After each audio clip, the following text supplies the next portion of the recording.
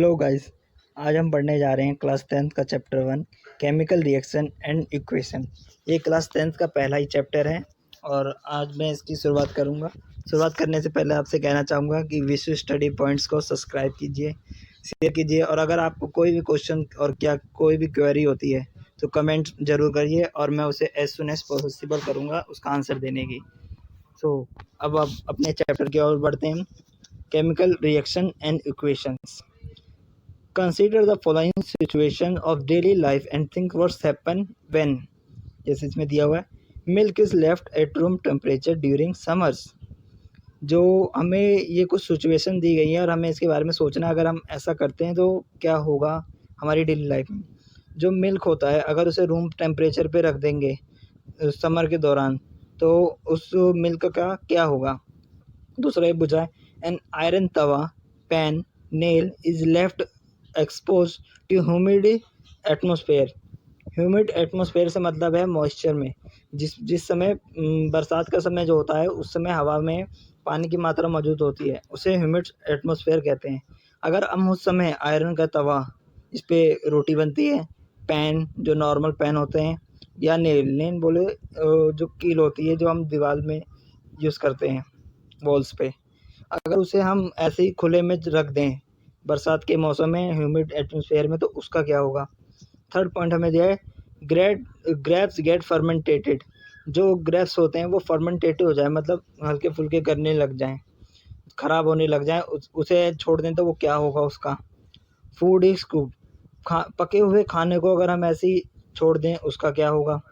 Food get digested in our body. अब जब हम खाना खा लेते हैं वो डाइजेस्ट हो जाता है, उसके बाद उसका क्या होता है। वी रेस्पायर, हम सांस लेते हैं, उससे क्या होता है हमारे शरीर में। ये सब बातें हमसे पूछी गई हैं, इसमें क्या होता है। और ये नॉर्मल से क्वेश्चन है, हम सबको पता है ये क्या होता है। अगर हम रूम को नॉर्मल टेम्परेचर पर रख देंगे तो वो दूध ख़राब हो जाता है। आयरन नेल तवे पैन को ह्यूमिड एटमोसफेयर में रख देंगे तो वो रस्ट हो जाएगा, रस्टिंग हो जाएगी, क्योंकि ऑक्सीजन और वाटर के कांटेक्ट में आ जाता है। पका हुआ खाना अगर रख देंगे नॉर्मल गर्मियों के समय तो वो ख़राब हो जाता है। ऐसे ही डाइजेस्टेड फूड हमारे खाने में जब हम खाना खा लेते हैं तो हमारे पेट में डाइजेस्ट हो जाता है, उससे हमें न्यूट्रिएंट्स, ग्लूकोज, एनर्जी सब मिल जाते हैं। फिर वो हमारे वेस्ट मटेरियल बन जाता है जो आउट हो जाता है। जब हम सांस लेते हैं तो हमारे अंदर सारी गैसेस जाती हैं, हमारे नोज़ के द्वारा गैसेस जाती हैं तो वो फिर हमारे लंग्स में जाती हैं, उसके बाद वो अलग होती हैं, फिर हम रेस्पायर आउट करते हैं तो उसमें CO2 नाइट्रोजन बाहर आती हैं। ये सब होता है, ये सब हमें तो बताए। तो आगे बढ़ते हैं। आगे लिखा है In all the above situations, the nature and the identify of the initial substances have somewhat changed. We have already learnt about physical and chemical changes of matter in our previous classes. इसमें बताया गया कि हमारे आसपास हम nature में हमेशा change होते रहते हैं, सब कुछ बदलता रहता है। और हमने पिछली क्लासों में पढ़ा है कि फिजिकल चेंज और केमिकल चेंज क्या होता है। हाँ, इसमें ये भी पढ़ना है फिजिकल चेंज और केमिकल चेंज क्या होता है, जो हम 7वीं 8वीं 6ठी से पढ़ते आ रहे हैं। एक बार आपको फिर बता देता हूँ फिजिकल चेंज और केमिकल चेंज क्या होता है। फिजिकल चेंज वो होता है जिसे हम रिवर्स कर सकें और केमिकल चेंज वो होता है जिसे रिवर्स ना कर सकें। फिजिकल चेंज की एक और प्रॉपर्टी होती है, ये चेंज हो जाते हैं, इसकी शेप बदल जाएगी, जैसे कटिंग ऑफ पेपर, ये फिजिकल चेंज है। केमिकल चेंज में आ जाते हैं दूध से दही बनना, आटे से रोटी बनना। आटे से रोटी बनने के बाद हम रोटी को आटे में नहीं बदल सकते, दूध से दही बनने के बाद हम दही को दूध नहीं बना सकते। पर पेपर अगर काट दें तब भी वो पहले भी पेपर था, बाद में भी पेपर है, मतलब उसकी स्टेट चेंज नहीं होती है, उसकी सिर्फ शेप चेंज हुई है। ठीक है, इसके बारे में और आपको पता ही है। अब आगे पढ़ते हैं। Whenever a chemical change occur we can say that a chemical reaction had taken place. मतलब जब भी एक केमिकल चेंज आता है तो हम कह सकते हैं कि केमिकल रिएक्शन हुआ है। केमिकल चेंज बोले तो मतलब केमिकली चेंज हुआ है। अब जैसे आटे से रोटी बनी है, एक नया प्रोडक्ट बना है, तो इसमें केमिकल रिएक्शन भी हुआ है। अब वो रिएक्शन कैसा भी हो सकता है, नॉर्मल भी हो सकता है कुछ। अब जैसे दूध से दही बनी है, उसमें तो लैक्टोबैसिलस बैक्टीरिया प्रोड्यूस हुए हैं जिससे वो दही बनी है, तो ये केमिकल रिएक्शन हो गया। ठीक है, अब आगे बढ़ते हैं। You may perhaps be wondering as to what is actually meant by a chemical reaction. How do we come to know that a chemical reaction has taken place? Let us perform some activities to find the answer to this question. अब हमें कैसे पता चलेगा कि chemical reaction हुआ है या chemical change हुआ है या फिजिकल चेंज हुआ है? इस तो ये हम आगे पता करेंगे। इसके ऊपर कुछ एक्टिविटी दी है तो करते हैं। तो एक्टिविटी 1.2 करते हैं। This activity needs the teacher assistant. It would be better if student wear suitable eye glasses. इसमें हमें बताया गया है कि ये जो एक्टिविटी है ये टीचर के या किसी बड़े के निगरानी में हो, और अगर ये बहुत ही अच्छा होगा कि अगर जो बच्चा कर रहा है वो आई ग्लासेस पहन के करें। ठीक है, आगे बढ़ते हैं। क्या क्या चाहिए हमें इसमें? Clean a magnesium ribbon about 3 to 4 centimetre long by rubbing it with sand paper. हमें मैग्नीशियम रिबन 3 से 4 सेंटीमीटर का लेना है, उसे क्लीन करना है बाय रफिंग, मतलब रफ करना, उस पर सैंड पेपर से साफ करना है। तो आपके लिए काम है, क्वेश्चन है, इसका आंसर आप कमेंट में दीजिएगा कि हमें मैग्नीशियम रिबन के साथ जब हमें एक्टिविटी या कोई रिएक्शन करना पड़ता है तो उसे हम सैंड पेपर से रफ क्यों करते हैं, ये या साफ क्यों किया जाता है। ठीक है, दोबारा बोल देता हूँ। मैग्नीशियम रिबन को रिएक्शन में लाने से पहले या उससे रिएक्शन करवाने के लिए उसे हम साफ क्यों करते हैं, इसका आंसर कमेंट में दें। आगे बढ़ते हैं। Hold it with a pair of tongs, burn it using a spirit lamp और burner and collect the acids of form in which glasses as shown figure 1.1। Burn the magnesium ribbon keeping it away as far as possible from your eyes. अब बोला है एक टंग से। अब यहाँ एक टंग से बोला है, देखो आपको यहाँ टंग दिख रही होगी, ये होती है टंग। ठीक है, इस टंग को हमें लेना है और इसमें हमारा यहाँ मैग्नीशियम रिबन है। इस मैग्नीशियम रिबन को हमें, ये बर्नर है, ये बर्नर से हमें, इस बर्नर में फ्लेम जल रही होगी। इस बर्नर से जब हम मैग्नीशियम रिबन को जलाएंगे तो जो उसमें से एसिड्स निकलेंगी, ये देखो ये एसिड्स निकल रही हैं, इस एसिड्स को कलेक्ट करना है। ठीक है, और इसमें ये भी चीज़ बोला गया है कि जो एसिड्स निकल रही हैं उसे कलेक्ट करें और जितना आपके आँख से दूर हो सके उतना दूर इसे जलाएं। ठीक है, अब एसिड्स कलेक्ट करने के बाद हमें क्या करना है, वो लास्ट पॉइंट लिखा है व्हाट डू यू ऑब्जर्व। अब हमें अपनी ऑब्जर्वेशन लिखनी कि हमने क्या देखा क्या सीखा। ठीक है, तो हमने अब क्या देखा क्या सीखा, ये एक्टिविटी हमने आपके गवर्नमेंट स्कूल में और प्राइवेट स्कूल में ये एक्टिविटी कराई जाती है, क्योंकि normal activity easily material available होता है। तो आप सभी को इसका ऑब्जर्वेशन मेरे को कमेंट बॉक्स में बताना है। ठीक है, जिसे नहीं पता है वो मेरे को कमेंट कर देगा, मैं उससे रिप्लाई कर दूंगा। ठीक है, ये बहुत बेसिकली बहुत नॉर्मल चीज़ है, इस वजह से मैं आगे नहीं बता रहा हूँ। तो आगे बढ़ते हैं अपने नेक्स्ट पेज की तरफ। इसमें मैग्नीशियम फर्स्ट पैराग्राफ जो है हमें दिख रहा है, इसमें ये वाला जो पैराग्राफ है इसमें हमें दिख रहा है कि वही मैग्नीशियम रिबन की ऑब्जर्वेशन बताइए, पर आप भी कमेंट में ज़रूर बताइएगा, मैं पढ़ के बता देता हूँ। Basically you must have observe that the magnesium Burns with a dazzling white flame and change into a white powder. This powder is magnesium oxide. It is formed due to reaction between magnesium and oxygen present in the air. इसमें लिखा है कि हमने observe किया होगा कि magnesium ribbon जो जला होगा डेजलिंग वाइट फ्लेम्स के and change into white powder. Dazzling white flame का मतलब है जैसे दिया जगमग जगमग जलता है वैसे ही जगमगा के ये जला होगा बहुत तेज़ी से, और इसकी फ्लेम भी बहुत तेज़ होगी जो हमारे आँखों में भी हल्की फुल्की चुभेगी, और ये जलने के बाद वाइट एस छोड़ देता है, मतलब जो इसकी राख वहाँ बचेगी वो वाइट होगी, और वो वाइट एस को ही मैग्नीशियम ऑक्साइड कहा जाता है। It is formed due to reaction between magnesium and oxygen. अब आप कहेंगे कि हमने तो इसे फायर से जलाया, और इसमें बोल रहा है कि ऑक्सीजन के से करवाया। ऑक्सीजन एयर में प्रेजेंट होती है जिसके द्वारा फ्लेम जली थी, और उसी से हमने रिएक्शन कराया है। ठीक है, अब आगे एक्टिविटी एक और दी है 1.2। Take a lead nitrate solution in a test tube, add potassium iodine solution to this, what do you observe. अब इसमें दिया है देखिए कि हमें लीड नाइट्रेट सोल्यूशन लेना है टेस्ट ट्यूब में। टेस्ट ट्यूब आप सभी को पता होगी क्या होता है, ये हमें दिखाई हुई है, ये होती है हमारी test tube. Add potassium iodine solution, इसमें हमें पोटेशियम आयोडीन सोल्यूशन ऐड करना है। ठीक है, और फिर हमें पोटेशियम आयोडीन सोल्यूशन हो गया और नाइट्रेट सोल्यूशन हो गया। दोनों को मिलाने के बाद हमें देखना है कि क्या होता है, ठीक है। इसकी ऑब्जर्वेशन मैं नहीं बताऊंगा, पहले वाले की तो मैंने बता दी, इसकी ऑब्जर्वेशन आपको खुद बतानी होगी, जो कि आप कमेंट बॉक्स में बताइए। अगर नहीं समझ आता है तो भी आप हमें कमेंट करें, मैं आपको उसका रिप्लाई दूंगा। तो आगे बढ़ते हैं। 1.1 केमिकल इक्वेशन टॉपिक है। तो activity 1.1 can be described as when a magnesium ribbon is burnt in oxygen, it gets converted to magnesium oxide. This description of a chemical reaction in a sentence form are quite long. It can be written in a shorter form. The simplest way to do this is to write it in the form of word equation. तब बोल रहे हैं कि activity 1.1 जिसमें हमने magnesium और oxygen को react कराया है, उसे जब हमने रिएक्ट करवाया ऑक्सीजन से तो मैग्नीशियम ऑक्साइड में बढ़ा। इसकी डिस्क्रिप्शन देने के लिए हम पे बहुत ही छोटा सा सेंटेंस होता है जिसे हम केमिकल इक्वेशन में लिखते हैं शॉर्टर फॉर्म में। और वो इक्वेशन कैसे लिखते हैं बताते हैं।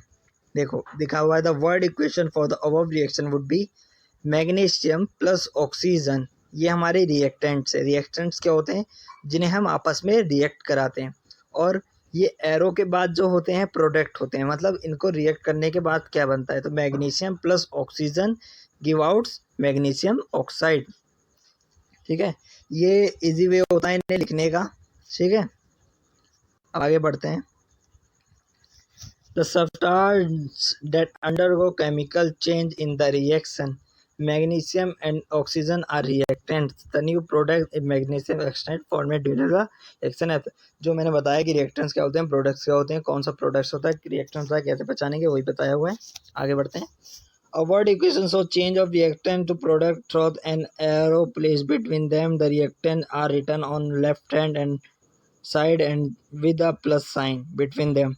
Similarly, product are written as right hand RHS with a plus sign between them. The arrow ahead points towards to the product and show the direction of reaction. अब इसमें वही बताया हुआ है कि लेफ्ट हैंड साइड पे हमारे reactant होते हैं, राइट हैंड साइड पे हमारे प्रोडक्ट होते हैं। लेफ्ट हैंड साइड पे जो हमें दो रिएक्टेंट्स हो गए तो उनके बीच में प्लस होता है, वो रिएक्टेंट्स होते हैं। और जो एरो के बाद होते हैं वो प्रोडक्ट होते हैं। अगर प्रोडक्ट एक से ज़्यादा हुआ तो उनमें भी हम प्लस का साइन यूज़ करते हैं। ये हमें बताया हुआ है। तो हमारा अगला टॉपिक है writing a chemical equation. Is there any other sort of way for representing chemical equation? Chemical equation can be made for concise and useful if you use chemical formulae instead of words. A chemical equation represents a chemical reaction. If you recall formula of magnesium and magnesium oxygens and magnesium oxide, the above word can be written as Mg plus O2 give out MgO. तो अब इसमें हमें ये बता रहा है कि हम केमिकल इक्वेशन कैसे लिख सकते हैं। तो पहले लाइन में बोल रहा है कि क्या कोई और छोटा तरीका है जिससे हम केमिकल इक्वेशन को रिप्रेजेंट कर सकते हैं? हाँ, एक और छोटा तरीका है। हम उनके वर्ड की जगह उन्हें वर्ड की जगह लिख के, जैसे मैग्नीशियम प्लस ऑक्सीजन की जगह लिख के हम उन्हें केमिकल रिएक्शन के तौर पे लिख सकते हैं। उन जैसे कि इसमें दिया हुआ है, मैग्नीशियम का Mg लिख दिया है और ऑक्सीजन का O2 और मैग्नीशियम ऑक्साइड के लिए MgO लिख दिया है। ये एक शॉर्टर तरीका होता है केमिकल इक्वेशन को रिप्रेजेंट करने का। Count and compare the number of atom of each element on the LHS and RHS of the arrows. Is the number of atom of each element the same on the both sides? If yes, then the equation is balanced. If not, then the equation is unbalanced. इसमें बोल रहा है कि count करो, compare करो कि जो atoms के नंबर पहले थे वो रिएक्शन करने के बाद भी हैं क्या। अब बोला है is the number of atom each element है सेम ऑन बोथ साइड। जो नंबर ऑफ एलिमेंट है वो बोथ साइड पे सेम है क्या? अगर हाँ तो इक्वेशन बैलेंस्ड है, अगर नहीं तो इक्वेशन अनबैलेंस्ड है। Because the mass is not the same on both side of the equation, such a chemical equation is a skeletal chemical equation for reaction. Equation is a skeletal chemical reaction for the burning of magnesium air. और अगर equation unbalance होती है, दोनों side पे mass equal जो पहले था वो नहीं रहता जितना था, तो उस तरह की इक्वेशंस को skeletal chemical equation of a reaction कहा जाता है। कि अब जैसे हमने इक्वेशन पढ़ी थी Mg+O2 गिव अस MgO, ये हमारी एक स्केलेटल केमिकल इक्वेशन का एग्जांपल है, क्योंकि Mg एक एटम है और O के साथ हमें 2 एटम मिले थे, और जब हम ये रिएक्ट करें तो ये MgO बन गया, O के साथ 2 हट गया, तो ये स्केलेटल केमिकल इक्वेशन है। हमें इन इक्वेशन को बैलेंस करना होता है। अब सवाल ये है कि हमें इक्वेशन को बैलेंस क्यों करना पड़ता है। तो हमने 9th क्लास में पढ़ा है law of conservation of mass, जिसमें कि कहा जाता है कि मास can nether be created nor be destroy. इसी वजह से जो मास पहले था वो बाद में भी उतना ही रहेगा। आगे पढ़ते हैं।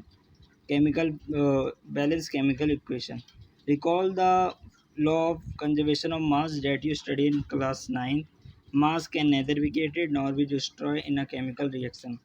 That is the total mass of element present in the product of chemical reaction has to be equally to the total mass of element present in the reactants। अब जो मैंने पहले बताया वो बता रहे जा रहा है कि याद करिए law of conservation of mass का, जो हमने 9th में पढ़ा था, जिसमें ये बताया गया था मास can nether created nor be destroy chemical reaction. That is the total mass of element present. जो टोटल मास होता है एलिमेंट का वो प्रेजेंट रहता है प्रोडक्ट में, जो केमिकल रिएक्शन के दौरान होता है, has to be equal to the total mass of element. उन्हें जो टोटल मास ऑफ एलिमेंट होता है उन्हें इक्वल रहना पड़ता है, प्रेजेंट इन रिएक्टेंट्स में प्रेजेंट रहते हैं। In other word the number of atom of each element remains the same before and after a chemical reaction.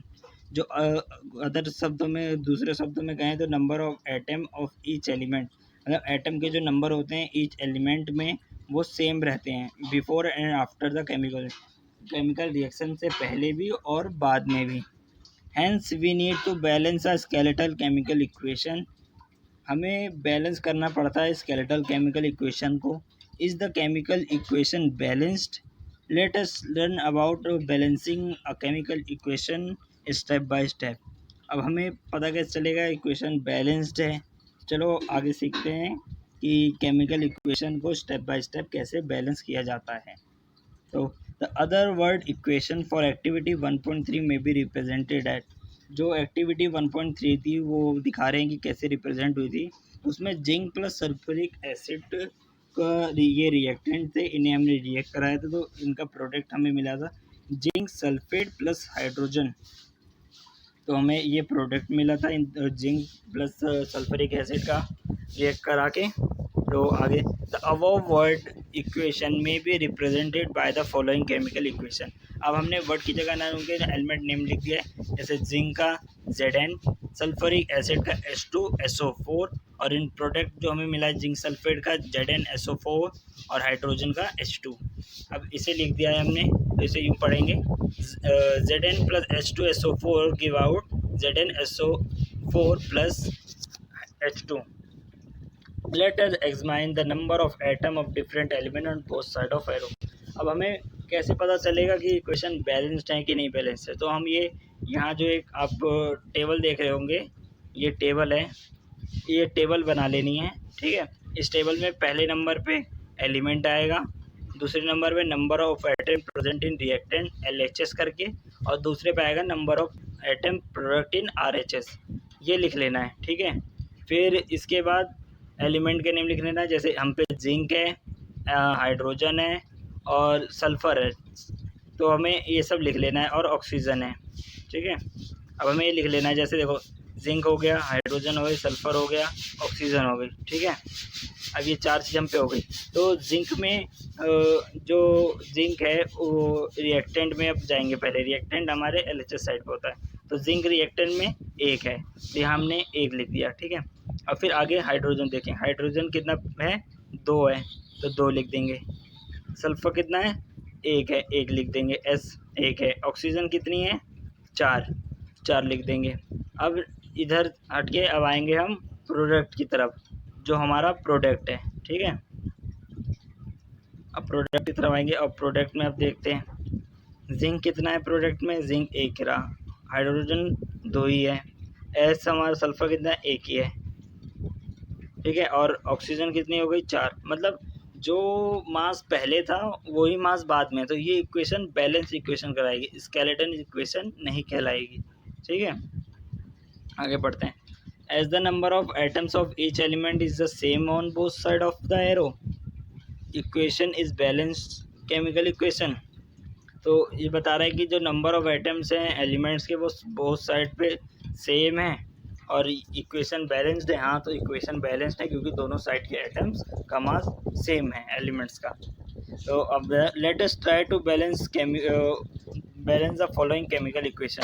अब यहाँ पर हमें एक और केमिकल इक्वेशन दे दी गई है, इसे अब आगे हमें ये बैलेंस करके दिखाएंगे। तो आगे बढ़ते हैं। तो अब आ रहा है स्टेप 1, स्टेप बाय स्टेप बताया जाएगा। फर्स्ट स्टेप में to balance a chemical equation first draw boxes around each formulae, do not change anything inside the box while balancing the equation. अब हमें क्या करना है, पहले में हमें स्टेप 1 में क्या करना है कि बॉक्सेस बना लेने हैं। जो एलिमेंट हमारे हैं अलग अलग, इन्हें हमें कुछ नहीं करना है, हमें खुद से अलग नहीं करना है, ये जो अलग दिए रहते हैं बस उन्हीं पे हमें बॉक्सेस बना लेने हैं फर्स्ट स्टेप में। अब दूसरे स्टेप में list the number of item different element present in unbalance equation. अब हमें इन्हें, ये जो हमने टेबल बनाई थी ऐसे टेबल बना लेनी है और इन्हें एलिमेंट को अलग अलग कर लेना है। रिएक्टेंस में कितने आइटम्स प्रेजेंट है ये लिख लेना है, प्रोडक्ट में कितने ये पता कर लेना। जैसे इसमें लिखा हुआ है Fe क्या होता है, Fe होता है आयरन। आयरन के रिएक्टेंट में आइटम कितने हैं, एक। H क्या होता है, हाइड्रोजन। हाइड्रोजन में कितने हैं, दो। ऑक्सीजन में एक। तो ये रिएक्टेंट्स में हो गया।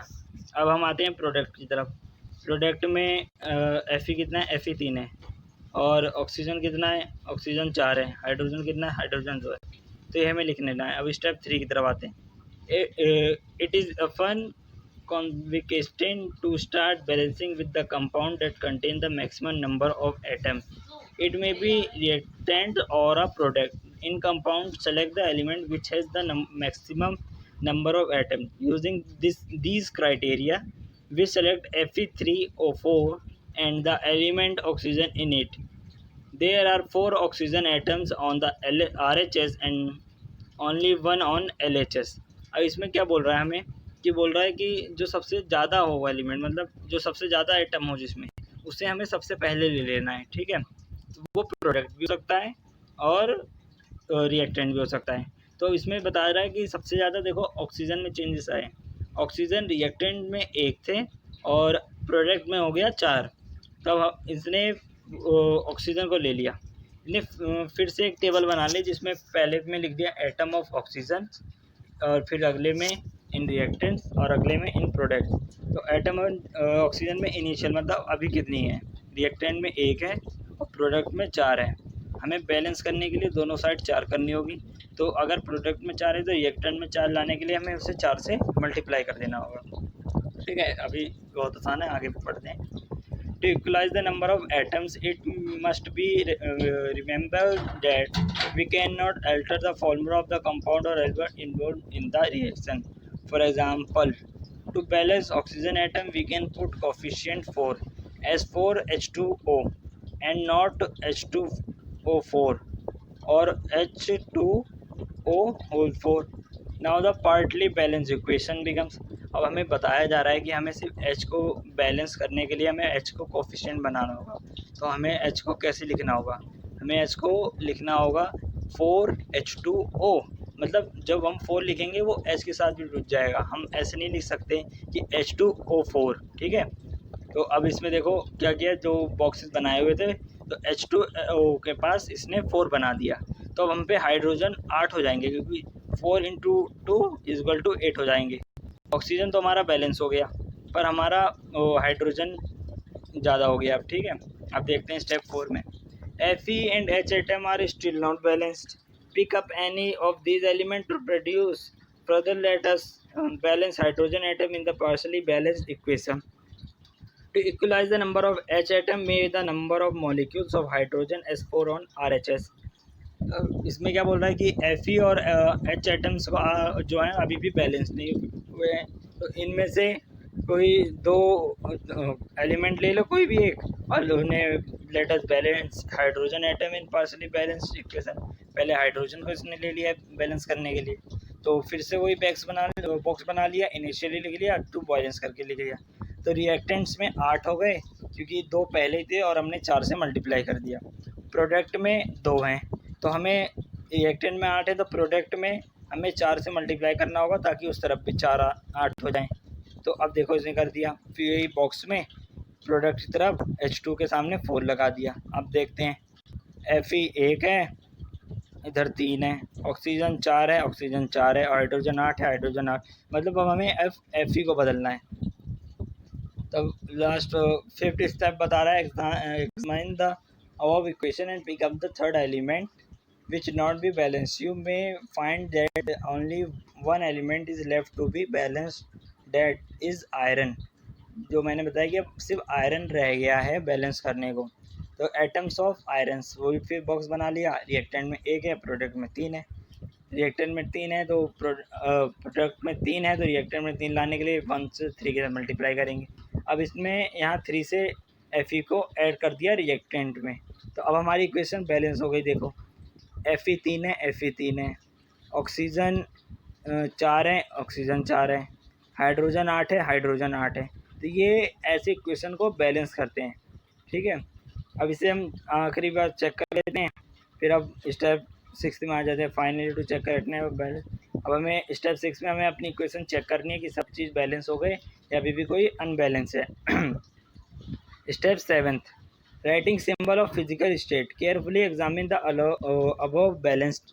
Does this equation tell us anything about the physical state of each reactants and products? No information has given in the equation about the physical state.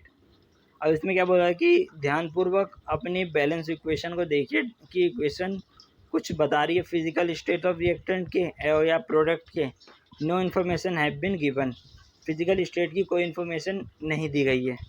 Physical state में क्या बोलना चाह रहे हैं, फिजिकल स्टेट में बोलना चाह रहे हैं जो Fe है वो हम पे गैस में है, लिक्विड में है, सॉलिड में है, किस में है, इसमें हमें ये फिजिकल स्टेट नहीं पता चल रही है, ये पूछ रहे हैं। To make a chemical equation more informative, the physical state of the reactant and products are mention along with their chemical formula. अब उसमें बोल रहा है कि अपनी केमिकल इक्वेशन को और इन्फॉर्मेटिव बनाने के लिए और अच्छा बनाने के लिए उसमें हम उनकी फिजिकल स्टेट भी दे सकते हैं, ठीक है। The gases, liquid, aqueous and solid state of reactants and products are represented by the notations GLAQS। अब इसमें बताया गया है कि गैसेज 4 प्रकार के बताए गए हैं, gases, liquid, aqueous and solid state. ये 4 स्टेट हमें बताई गई हैं। इन 4 स्टेट में हमारे एलिमेंट होंगे। गैसेज सबको पता है, गैस में, लिक्विड द्रव्य में, एक्वेसेज जो होता है सॉल्वेंट मतलब जो पानी में घुल रखा हो वो एलिमेंट एक्वेसेज में आ जाता है, ठीक है। और सॉलिड से सबको पता है जो हार्ड होते हैं, ठीक है। अब इनके सिंबल क्या होते हैं, गैस का G होता है, लिक्विड का L होता है, एक्वेसेज का AQ होता है और सॉलिड का S होता है। The word aqueous is written in if the reactant और product is present in solution in water. जो मैंने बताया कि वाटर के सॉल्यूशन में अगर एलिमेंट प्रेजेंट है तो वह एक्वेसेज में आ जाता है, ठीक है। द बैलेंस, अब जो हमने बैलेंस की थी तो Fe सॉलिड में है, S करके लगा दिया, फिर 4H2O गैस में है, G लगा दिया, प्रोटीन में भी Fe3O4 S सॉलिड में है, S लगा दिया, 4H2 गैस में G लगा दिया, ठीक है। ऐसी note the symbol G is use to with H2O to indicate that reactant water is use for form of steam. अब इसमें बताया जा रहा है कि ये जो सिंबल G है वो यूज़ किया जाता है H2O के साथ इंडिकेट करने के लिए कि जो reaction of water is use, मतलब रिएक्शन जो वाटर की यूज़ हुई है वो फॉर्म ऑफ स्टीम में, मतलब एक तरह से वेपर की फॉर्म में है, जो गैस की फॉर्म में आ जाता है। आगे, usually physical state are not included in chemical equation unless it is necessary to specify them, कि यूजुअली अगर नहीं दी इंक्लूडेड केमिकल इक्वेशन में नहीं दी होती अनलेस, पर ये नेसेसरी इतनी नहीं होती, पर इसे कर भी सकते हैं, ठीक है। अगर गिवन है तो करना ज़रूरी है, ठीक है। Sometime the reaction conditions such as temperature, pressure, catalyst etcetera for the reaction are indicate above and below the arrow. कुछ अब बताया गया कि एग्जांपल के तौर पे कि इक्वेशन में हमें ये भी बता सकते हैं कि वो हीट हो रही है, टेम्परेचर पे उसे हम टेम्परेचर ज़्यादा कर रहे हैं तब रिएक्शन हो रहा है। जैसे एक दिया हुआ है CO और गैस की फॉर्म में, 2H2O गैस की फॉर्म में, इसे हमने 340 एटम पे किया तो CH3OH बन गया जो कि लिक्विड फॉर्म में आया। अब अगली एक एग्जांपल दी हुई है 6CO2 एक्वस में है, मतलब पानी में घुला हुआ है। 12H2O लिक्विड की फॉर्म में, इसे सनलाइट और क्लोरोफिल के साथ रखा गया। तो ग्लूकोज दिया इसने हमें, 6O2 दिया जो एक्वस में, 6H2O दिया, ऐसे ऐसे बताया गया है। ठीक है, अब तो पार्ट 1 यहीं पर एंड होता है, आगे पार्ट 2 जल्दी आपको मिल जाएगा। Thank you.